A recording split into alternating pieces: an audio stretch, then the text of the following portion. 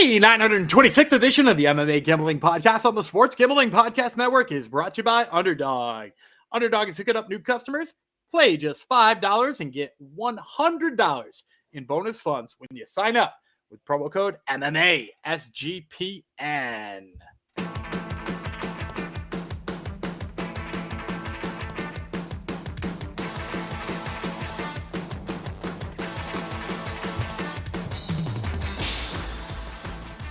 Howdy ho, DeGenerinos. Welcome to episode 926 of the MMA Gambling Podcast on the Sports Gambling Podcast Network, aka Jeff's Birthday Blowout Part 2.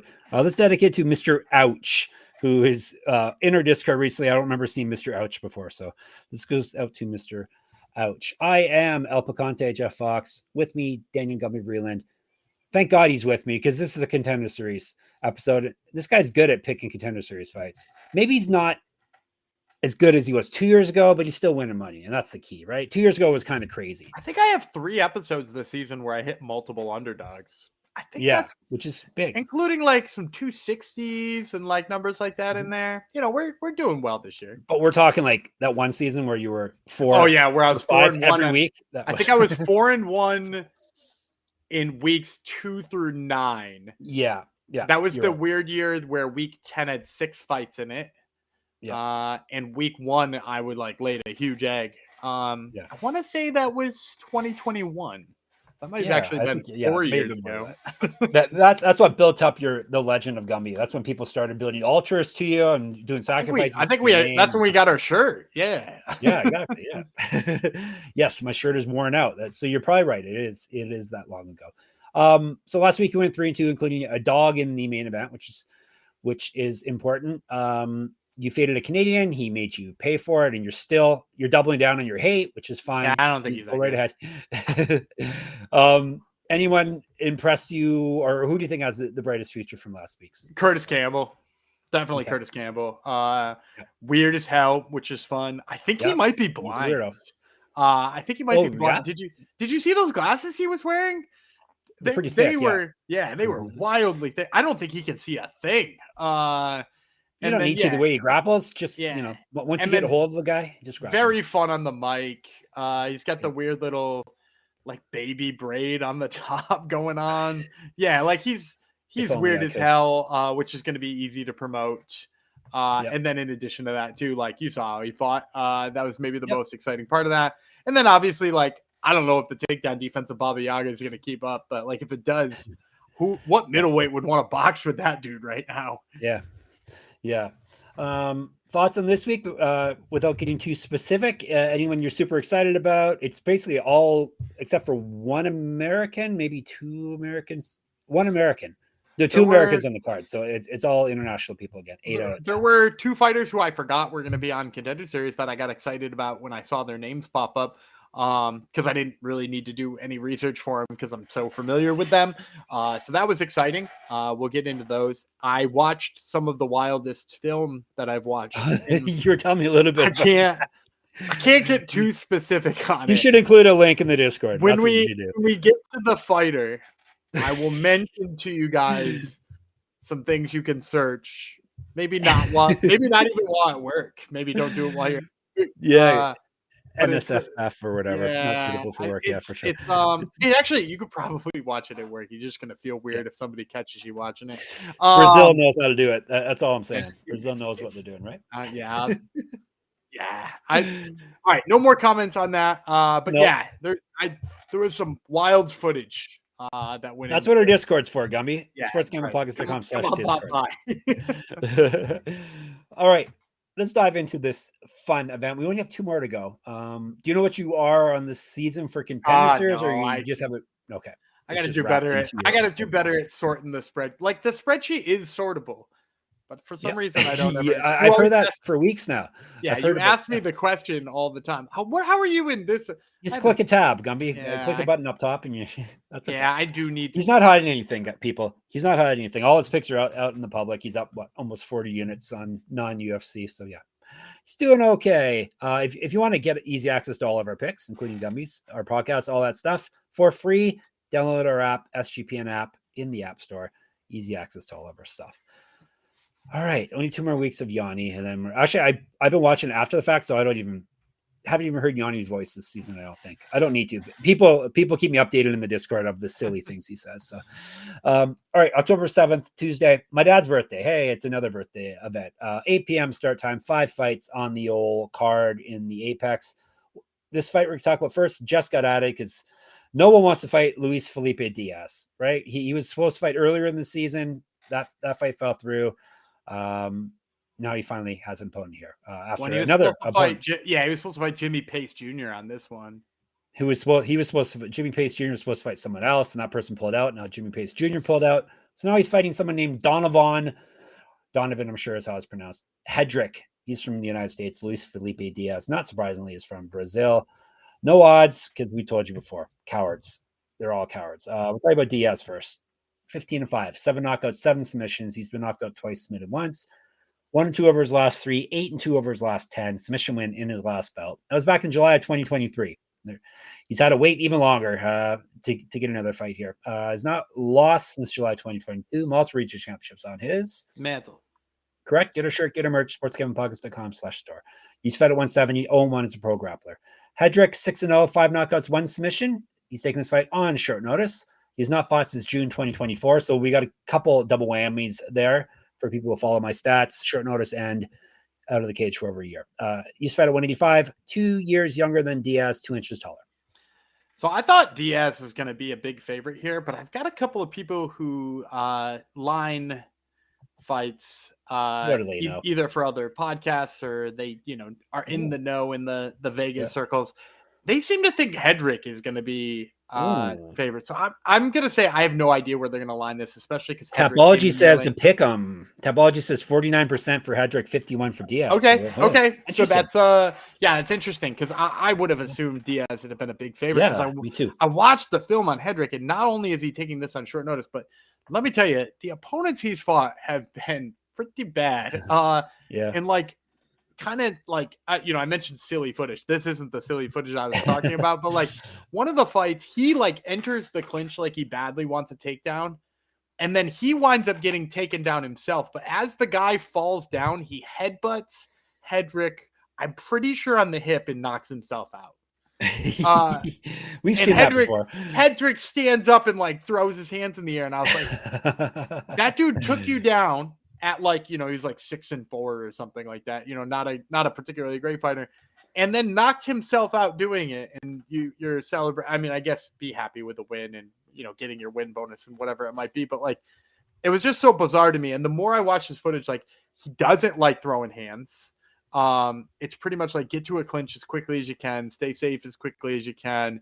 His takedown defense is kind of questionable. His offensive takedowns, have taken a really long time for him to get people to the mat against some pretty questionable opposition.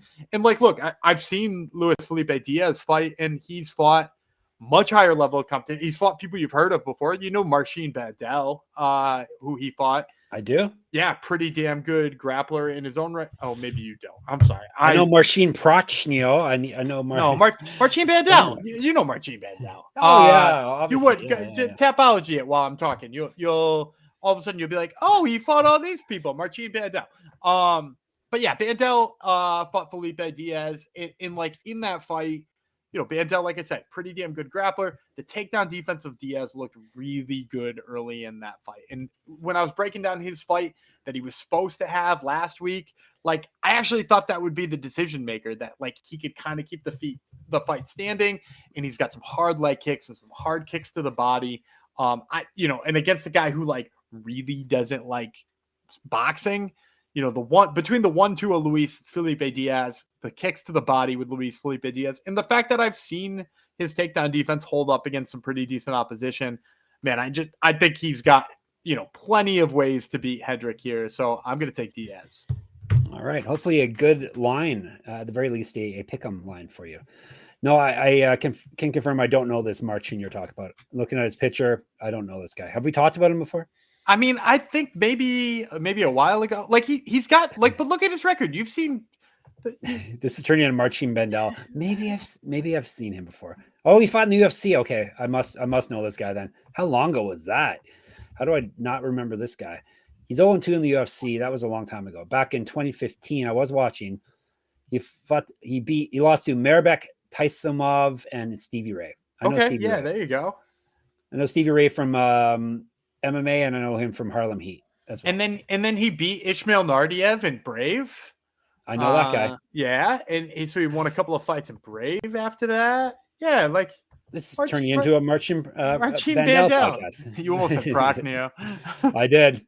All right, let's move on up. Hopefully, we're getting you. Gummy's getting you a dog to kick things off. We're going to 155 now. Lucas Caldas, he is from Brazil. Magomed Zaynukov, he's an OV. He's from Russia, not surprisingly. That checks out. Zaynukov, he's a wild Chonko, Gumby. Did you know that? Wild Chonko? Chonko. Chanco.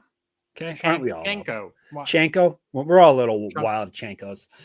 He's 7-0 with 5 knockouts. He used to fight at 170. He's 1-0 in Muay Thai and won a championship. I think it's easy to win championships in Muay Thai. Everyone is 1-0 with a championship in Muay Thai, it seems. I think Tapology maybe not as complete as possible. Maybe. Yeah, we've come across that quite often. Caldas, 6-1 with 6 knockouts. He's never been finishing a fight. He owes his rounds. TKO win in his last bout. Both guys owe his rounds. Used to fight at 170, 0-1 in pro Muay Thai, so no championship for him. 1-0 kickboxing. A year younger than Zaynukov, an inch taller. How do you say his name? I see Zaynukov. Oh, see, Zaynukov. It's always much easier than how I make it, isn't it? So say it Italian. Zaynukov. No, Caldas. You mentioned he's 6-1. It's like important to clear the air here. That one, he beat the ever living crap out of the opponent he was fighting, and then when the guy DQ fell into the fetal position, he stomped on his back and got DQ. That's one does street fighting, yeah. So that's his only loss. So effectively 7-0 as well.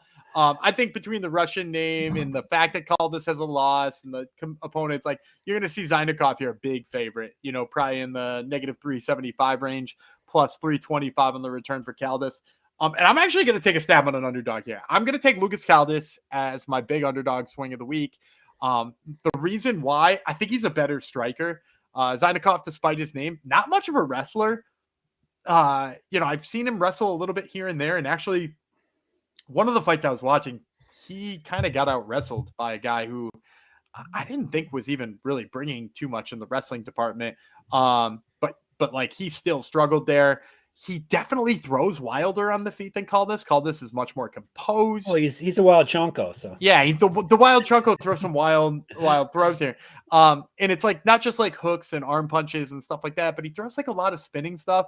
And in that fight I was watching too, where he struggled with the wrestling, he tired out because of it, or maybe he tired out because he was throwing spinning heel kicks or stuff like that. But Caldas has got better cardio, and he's also a guy who, especially against the guy with cardio questions like Zaynukov, Caldas is a guy who pressures from the beginning into the fight to the end of the fight. Sometimes he pressures without even throwing very much, lots of feints, get your back against the cage, waits till you're there, and then he hits you with 7 or 8 things. And I think with the fact that Zaynukov is going to have to be on his bike constantly to get away from that, I think that's going to be bad for his cardio, or you're going to see him throw a lot of spinning stuff.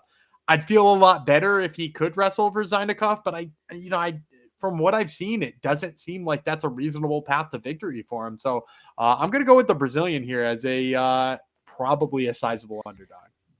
Okay, let's see if Tapology agrees with you. I'm guessing they will, because we have OV and we have undefeated. OV, 96% on the OV. Right.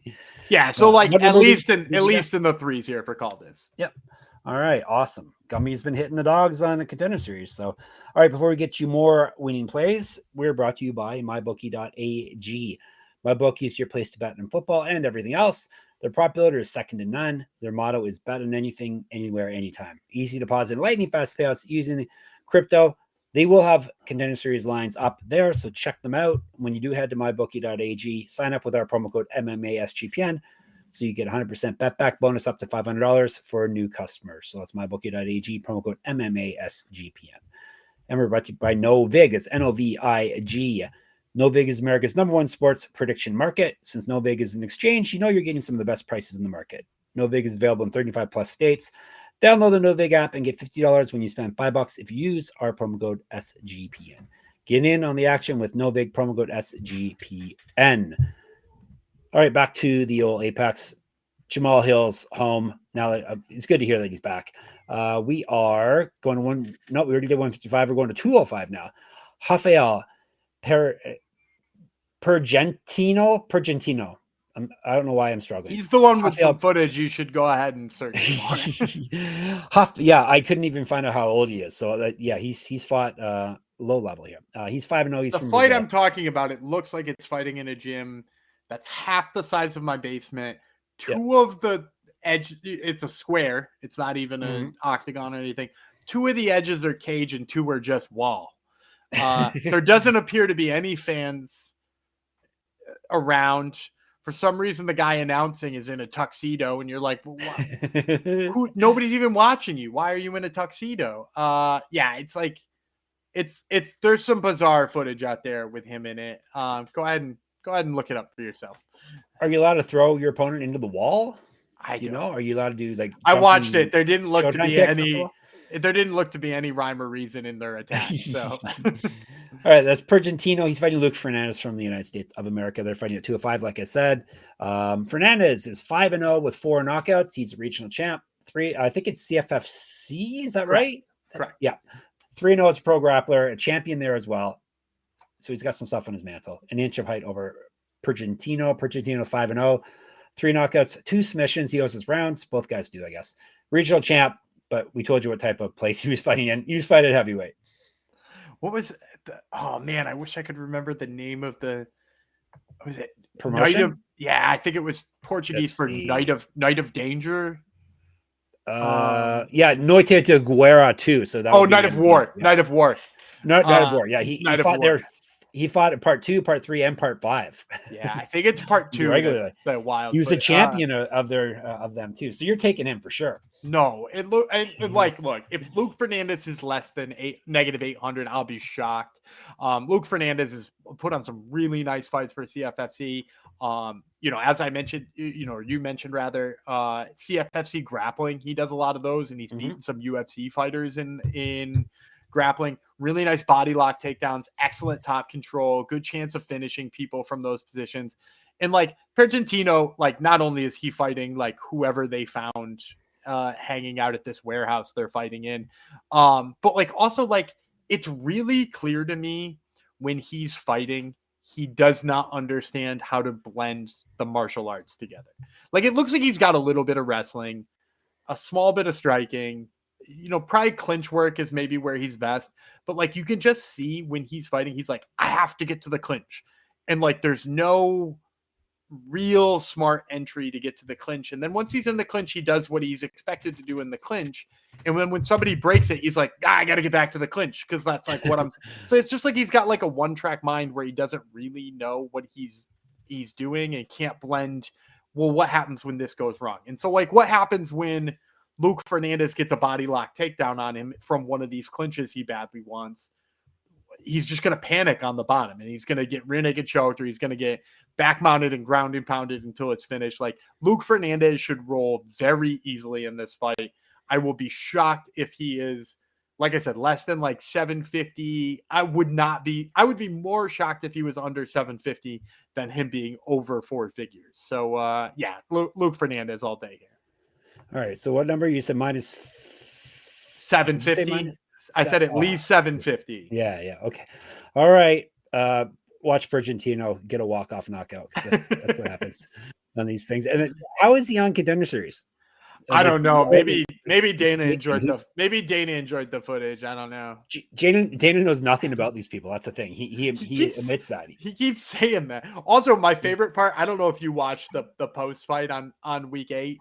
I haven't this year. But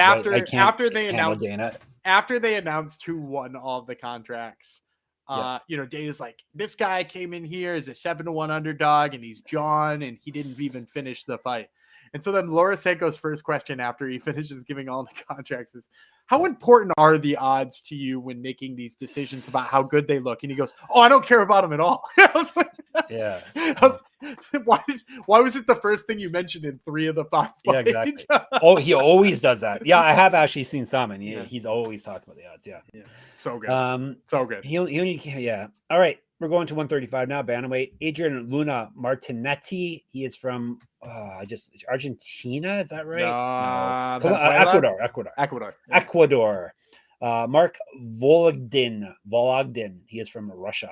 3 5-minute rounds, 135. Vologdin is 12-3-1, 6 knockouts, 4 submissions. He's been submitted once. He's durable. He's won 7 straight, 5 straight via finish. He's not lost since June 2021. He's regional champ. He's fed at 125, 5 years younger than Martinetti. Martinetti is 16-1, 4 knockouts, 6 submissions. He's never been finished in a fight. He's won 14 straight, 4 straight via finish. He's not lost since September 2017. He's a regional champ. He's fed at 135 and 145, 2014 Pro MMA debut. 0-1 is pro grappler, 3 inches taller than Vologdin. Yeah, he's 3 inches taller than Vologdin. He's only 5'8", because Vologdin is a short king. 5'5" at bantamweight. I'm going to give you both who I think is going to win this fight and the optimal way to get the best odds. I'm going to take Mark Vologdin. I think he's going to be like a -165, -170 favorite when it opens. But here's the thing. If you are going to be with me on the Vologdin side, and this is before I give you any of the breakdown, wait until after he's weighed in and the pictures of the stare down have come out. Why, Gumby?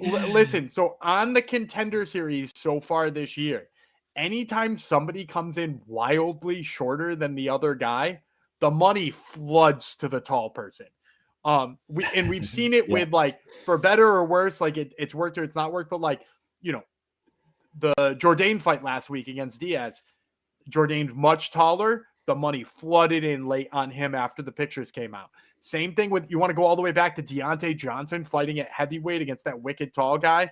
Look, if anybody had seen any of those two guys fight, Deontay Johnson was 80 times better of a fighter and had a better record and better knockouts, more highlights. He comes in shorter than that guy, money flooding the market on the other guy. So, like, Vologdin is going to look smaller and look less impressive on the scales than Martinetti. Wait until that money comes in on Martinetti, then get Vologdin. Maybe you'll get him closer to even money. In the meantime, the reason why I like Vologdin is he kind of reminds me of Dennis Seaver. He's like that kind of Russian. Yeah. Super compact, fun striking, like very much like a spring when he's hitting you. You know, it seems like that power almost comes from nowhere. Spinning kicks, things like that. Kind of has some like sneaky wrestling in his back pocket when he needs it. You know, not that Dennis Seaver had a ton of that, but like, you know, not just a striker, has the wrestling and is like pretty fun and compact on the feet. And then with Martinetti, yeah, he's going to be taller. He doesn't use that reach particularly well. He's one of those tall guys who like forgets that he's taller than the guy he's fighting. And in terms of his grappling, like, which is really what I think Martinetti prefers to do, a lot of times, anytime he gets to the mat, looks like he's trying to jump right onto the back, and he does it without getting the hooks in yet, and he winds up rolling and a lot of scrambling. I think Vologdin is too good to take advantage of in the grappling in that department. And if this takes place on the feet, I think Vologdin is the much more powerful striker. I think he's the more technical striker, and I think the reach advantage won't actually matter all that much. So give me Mark Vologdin here. And like I said, slight favorite to start, and let him get bet down. All right, there you go. Us tall guys are tough, though, Gumby. That's the thing. People know. Right. That's why they bet on the tall guys. We're tough giraffes. All right, before we get to our main event, or feature belt, as they like to call it, on the Contender Series, let me tell you about a couple more of our sponsors. Underdog Fantasy. It's a great place to play fantasy pick'em, where you can win up to 500 times your entry. Simply pick higher or lower on your favorite player stats. Available for a ton of sports, including the sports Gumby's going to talk about right now. Well, let's talk about the UFC this weekend. Big card this weekend, and hopefully you're listening to this before UFC 320. Hey, how many takedowns do you think Merab Dvalishvili is going to get in that fight? A lot. Yeah. Two around at least, probably. Yeah, so 10. So right now, the projection on his takedowns against Corey Sandhagen is only 6.5 on Underdog. Yeah. He might get that in the first round. Yeah, he's not going to finish him, so yeah. Yeah, and Corey Sandhagen he gets back up pretty well. So Yep. I'm going to take the higher than on Rob Davalishvili's takedowns. All right. I concur with that. Underdog's got a brand new offer for new customers. Play just $5 and get $100 of bonus funds when you sign up with our code and only our code MMASGPN. And Rhythm, RTHMM. Rhythm is off to a great start in college football and the NFL. Rhythm has introduced a leaderboard with weekly cash prizes just for tracking your bets in the app. Track 5 bets of the same type from any model you build, and you can win $1,000. Now, this is where Gumby usually tells us about football because he knows about every sport. Oh, yeah.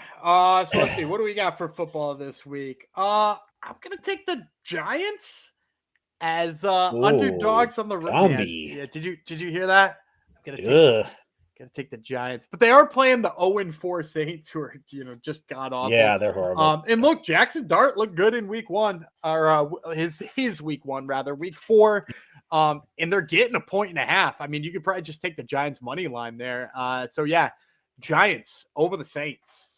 Yeah, I don't get the line, but whatever. See if Rhythm agrees. I agree with Gumby. See if Rhythm agrees as well. You can download it and use our code SGPN25. That way you get a 25% off the Rhythm app for your first month. So download Rhythm, RITHMM. The code is SGPN25. You get 25% off your first month at Rhythm. All right. The feature belt is flyweight. Hooray. Imanol Rodriguez. He is from, I always want to say Mexico. I got to make sure. Yes, he is actually from Mexico. He's fighting Roque Jr. from Brazil. 3 5-minute rounds at 125. Junior, 10-2, 8 knockouts, 1 submission. He's never been finished in a fight. He's won 3 straight and 8 of 9. The past 3 wins, all via TKO. Multiple regional championships on his. Matt. Correct. Get our shirt, get our merch, sportsgamblingpockets.com/store.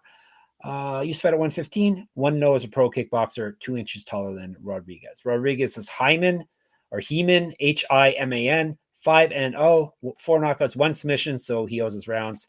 He's not fought since September 2024. He went 1-1 on the Contender Series. Not Contender Series, on Ultimate Fighter. So that's where he's been over the past year, in the house.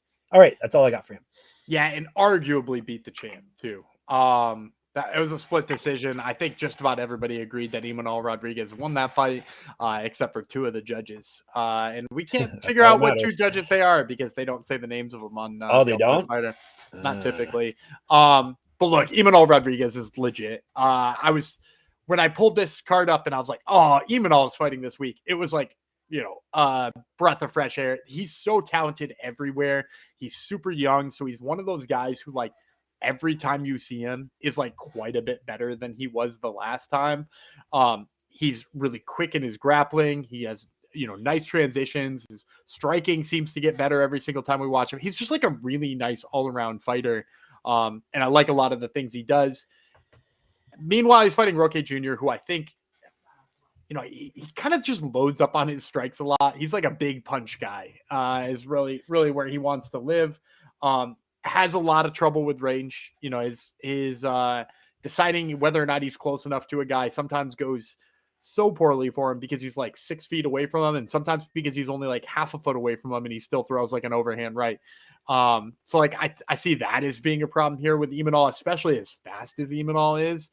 And then when you add into that, I've seen Roque Jr. taken down by more than one fighter in his career.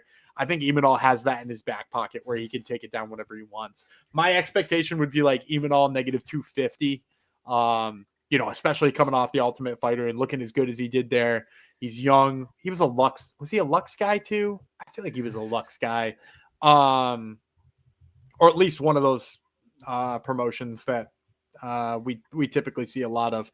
But yeah, I think just like he's fought in big enough stage that people are going to want to see or going to know his name when it comes up.